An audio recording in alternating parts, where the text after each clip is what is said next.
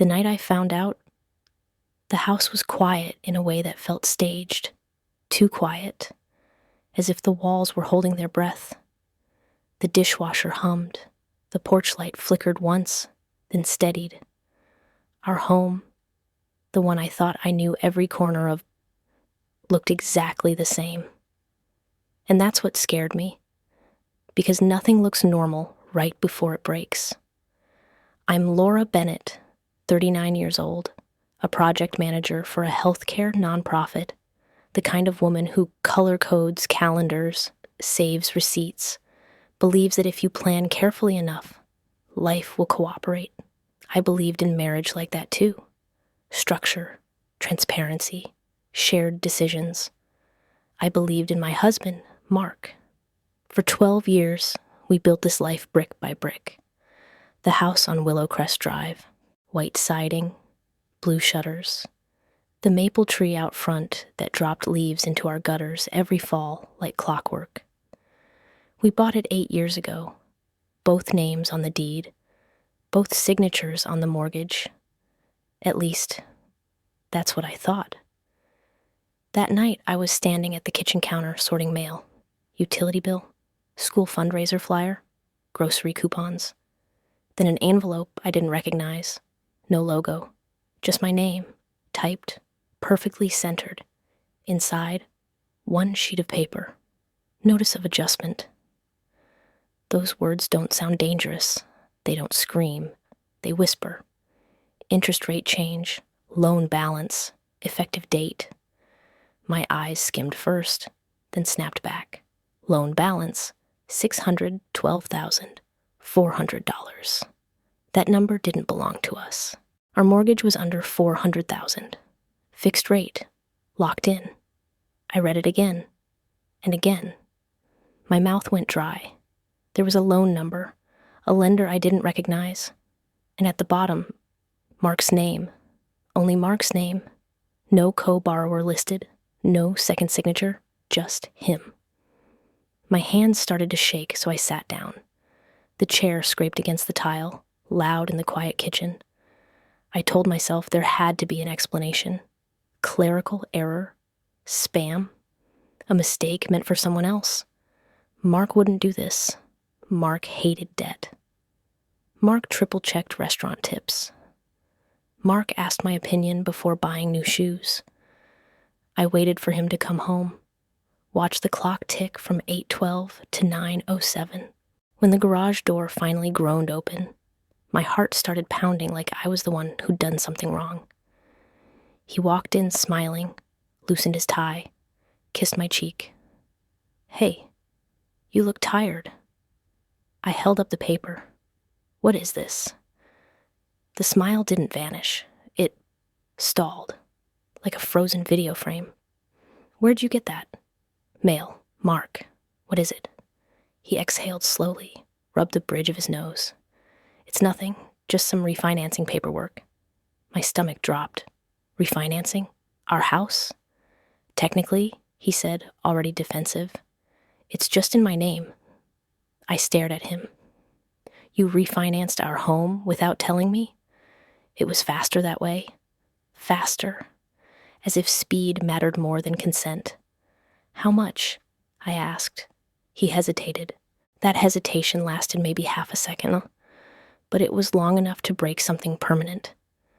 612. I laughed, a sharp disbelieving sound. "Mark, that's not refinancing. That's taking equity." He waved a hand. I had a plan. A plan. Another phrase that sounds safe until it isn't. "What plan?" He walked past me, opened the fridge, grabbed a bottle of water. I invested it. In what? An opportunity. The room felt smaller. The walls leaned in. What opportunity? He twisted the cap too hard. Water splashed onto the counter. "It's complicated." I stood up. "No, it's not. You took our home and used it as collateral, without my knowledge. Tell me where the money is." He finally looked at me, and that's when I knew. It wasn't just risky. It was gone. "I can't pull it out yet," he said. Why not? Because it's locked. My voice dropped. Locked or lost. Silence. That silence told me everything. He didn't yell, didn't beg. He just sat down heavily at the table, like a man who'd already lost the argument. In the house. In the life. I was going to fix it, he said quietly. When? I asked. Before you noticed. I felt something cold settle behind my ribs. How long have you known we might lose the house? He swallowed. About 3 months. 3 months. 3 months of dinners, of shared jokes, of pretending. Do you have any idea, I said slowly, what you've done? He nodded. Yes. No, I said, you don't. Because if he did, he would have told me sooner. That night I didn't sleep. I sat on the couch, lights off, staring at the dark outline of the staircase. At 2:14 a.m., I opened my laptop. I searched the lender, then the loan number, then public records. What I found made my chest tighten. Mark hadn't just refinanced. He'd taken out a cash-out refinance, then layered a second lien on top of it.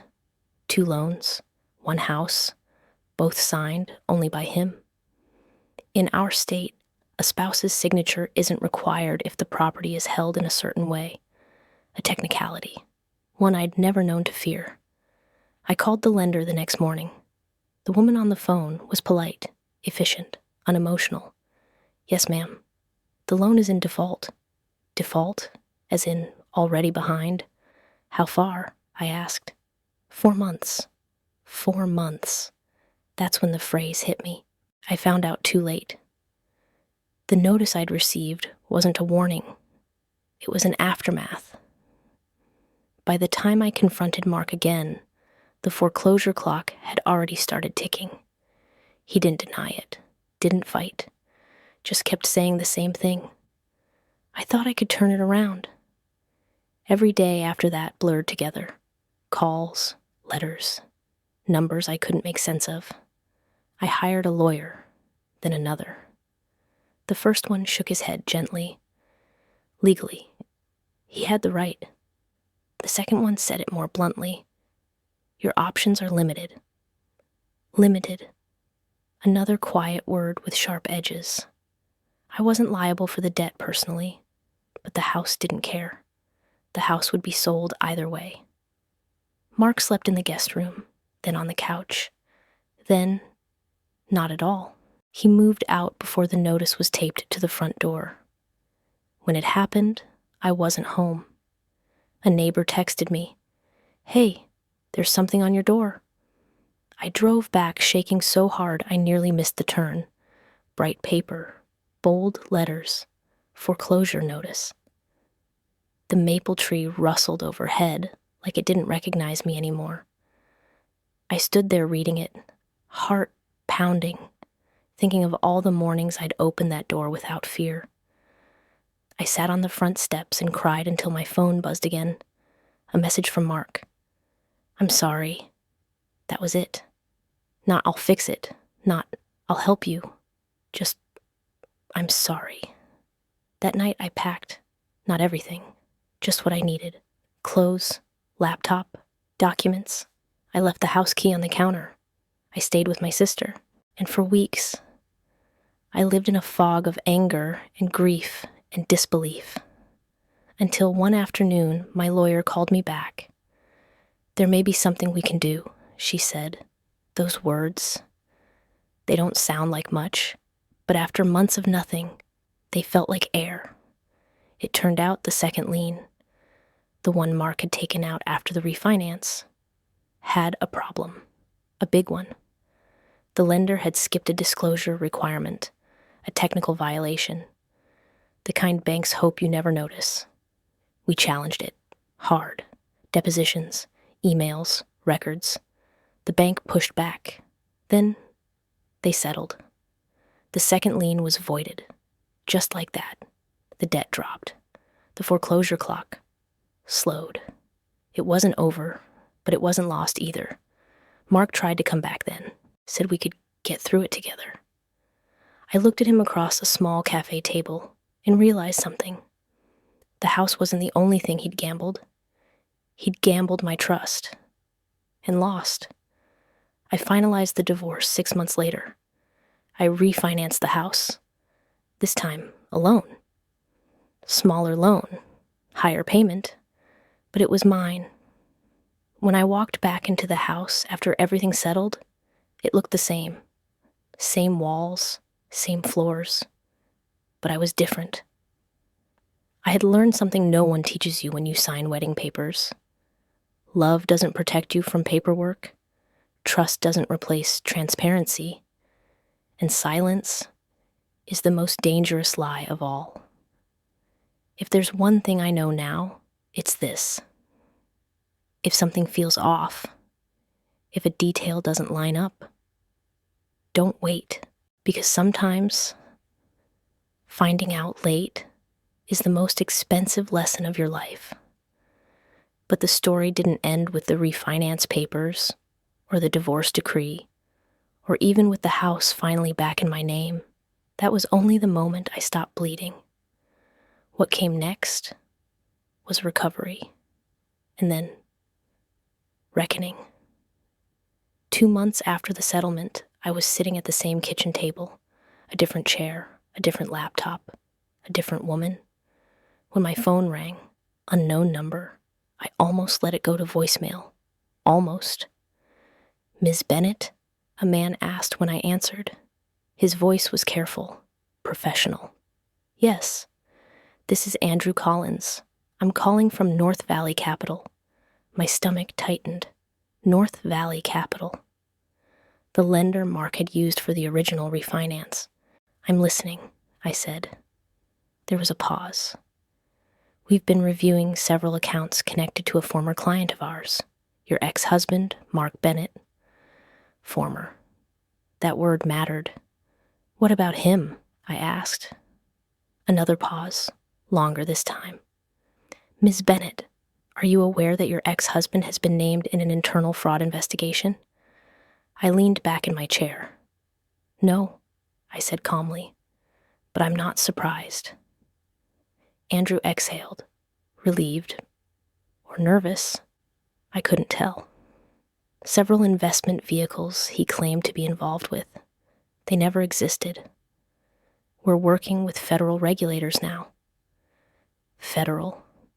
That word hit harder than foreclosure ever had. "What does that have to do with me?" I asked. "Well," he said carefully, "some of the documentation he submitted referenced marital assets and spousal consent that may not have been valid." I closed my eyes. So that was it.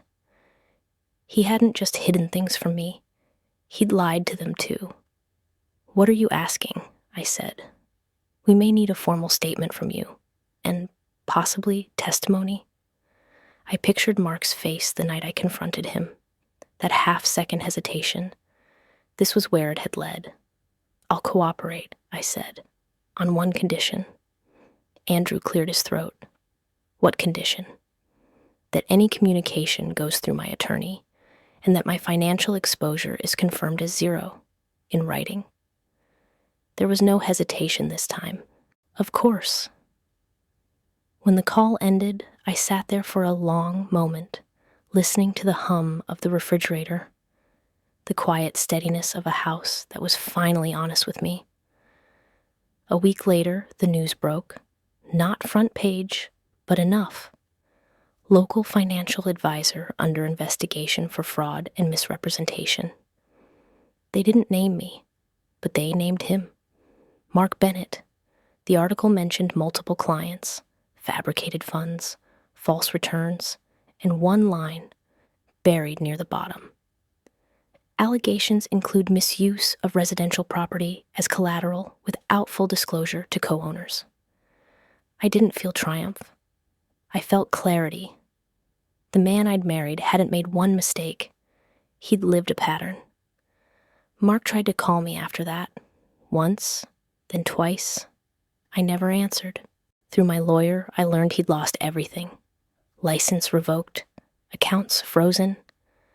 The opportunity he talked about, pure fiction. A house of cards built on silence and signatures. 6 months later, I stood in the front yard with a realtor. She was young, bright, optimistic. "This place has great bones," she said, smiling. "You thinking of selling?" I looked at the maple tree, still shedding leaves, still stubbornly alive. "No," I said. "I'm thinking of staying." She nodded. Respectful. That afternoon, I repainted the front door. Not white, deep blue. The color of decisions made with open eyes. That night, I sat on the porch with a cup of tea, watching the streetlights flicker on one by one. For the first time in years, my chest didn't feel tight. I hadn't saved the marriage, but I had saved myself. And the house? It was never really about the house. It was about knowing this. No one ever loses everything all at once. You lose it in pieces, in quiet moments, in documents you don't read because you trust the person handing them to you. And you don't get it back all at once either. You reclaim it one truth at a time, one boundary, one signature you make for yourself. So if you're listening to this and something doesn't feel right, check, ask, pause. Because love should never require blindness, and a home should never be built on silence. That lesson cost me everything once. I won't let it cost me anything again. A year passed, not the dramatic kind people talk about. No sweeping montages, no sudden happiness, just time doing its quiet work. I replaced the couch, fixed the loose stair rail, learned how to reset the circuit breaker without panicking. Small things, but they added up. One evening, I found an old folder while clearing a cabinet, mortgage docs written in my handwriting. Inside were copies I'd once trusted without reading. I sat on the floor and went through every page, slowly this time. Margins, fine print, dates. I wasn't angry anymore. I was educated. That's when I realized something that startled me. I wasn't afraid of paperwork now. I was afraid of never asking again. A few weeks later, a friend invited me to speak at a small financial literacy group. Just 10 women, folding chairs, bad coffee. "I'm not an expert," I told them at the start. "I just survived something expensive." They laughed. Then they listened. When I finished, one woman stayed behind, mid-40s, wedding ring she kept twisting. "My husband handles everything," she said quietly. "I trust him. But after tonight, I think I need to look." I squeezed her hand. "Looking isn't betrayal," I said. "It's partnership." She nodded, eyes wet. That's when it hit me. This wasn't just my story anymore. Mark was sentenced 18 months later. White-collar crimes. No prison. Just consequences. I didn't attend the hearing. I didn't need closure from him.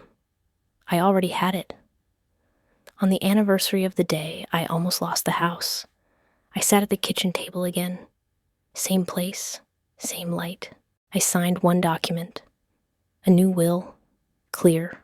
Simple. Protective. I sealed it, slid it into a drawer, and smiled. Because this time, nothing was hidden, nothing was rushed, nothing was signed out of fear. The house creaked softly as the heater kicked on. It sounded like breathing. And for the first time in a long time, so did I. If there's a moral here, it isn't don't trust. It's this. Trust doesn't mean surrendering awareness. Love doesn't mean giving up your voice. And peace doesn't come from hoping things will be okay. It comes from knowing. Knowing where you stand. Knowing what you've signed.